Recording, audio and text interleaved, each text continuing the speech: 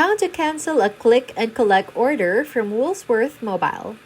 Hi everyone, today I'll show you how to cancel a click and collect order using the Woolworths Mobile app. This is quick and easy, so let's get started. First, open the Woolworths Mobile app on your phone. Make sure you're logged in with your account details.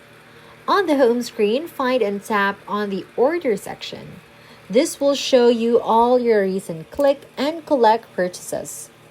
From your list of orders, choose the one you'd like to cancel. Make sure it's still eligible for cancellation before proceeding. Once you've selected the order, look for the cancel order option and tap it. The app will ask you to confirm, so go ahead and approve the cancellation. After confirmation, you'll get a notification or email from the Woolworths confirming your order has been successfully canceled.